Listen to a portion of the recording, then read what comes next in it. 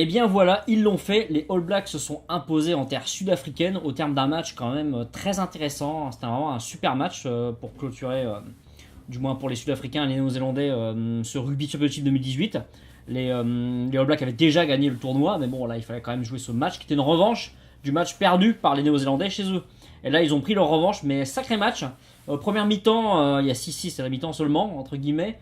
Mais vraiment un match en première mi-temps très tactique, très technique quelque part, tactico-technique. Assez intéressant. En deuxième mi-temps, c'est un peu emballé. Les Sud-Africains ont cru avoir creusé l'écart, mais souvent, après avoir marqué un essai, au moins pour deux d'entre eux, le renvoi n'est pas assuré. La conquête après le renvoi des Néo-Zélandais n'est pas assurée. Et du coup, il y a essai néo-zélandais dans la foulée. Mais à 10 minutes de la fin, il y a quand même 30-18 pour l'Afrique du Sud. Donc a priori, il n'y a pas forcément de danger. Et ils se mettent un peu le feu tout seuls. Et surtout, les Néo-Zélandais font un super comeback. Ils marquent deux essais en 10 minutes. Non, même pas 10 minutes, ouais, en 6-8 minutes, il y a deux essais de marqués. Et ils coiffent au poteau cette équipe des Springboks. Vraiment impressionnant, c'est All Black. Notamment des joueurs comme Mareko Ioane, l'ailier, qui a été vraiment très très bon. Il y a aussi, cherche son nom, Hardy Savea. Hardy Savea, décisif.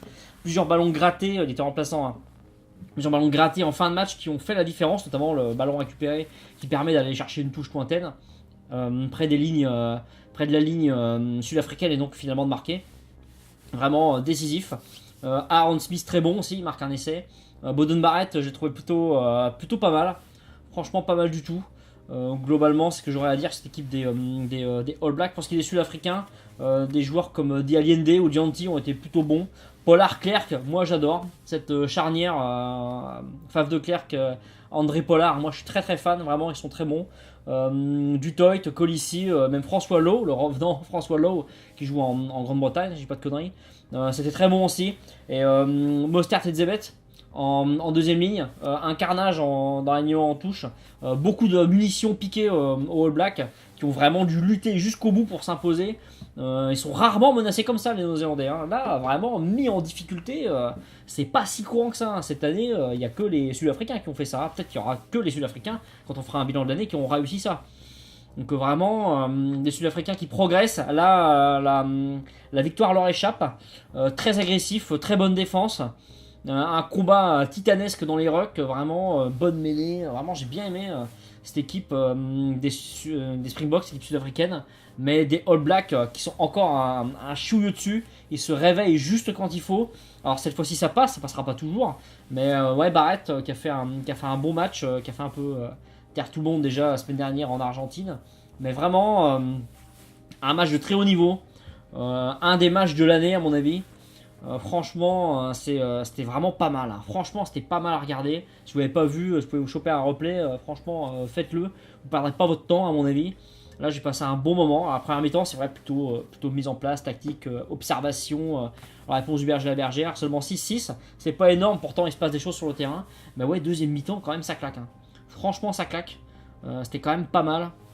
On a vu des beaux mouvements. Finalement, pas tellement de fautes.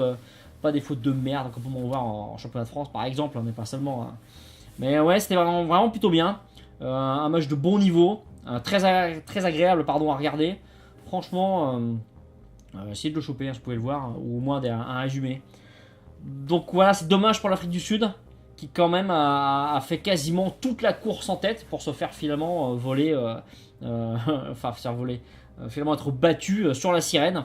Après la transformation de cette équipe qui transformait, je cherche son nom, c'est Richie Monga, le jeune de milieu d'ouverture remplaçant qui transforme, qui attend bien que le chrono passe histoire qu'il n'y ait pas de renvoi. Bien joué Richie, bien joué, ça rappellera un autre Richie néo-zélandais plutôt malin avec les règles.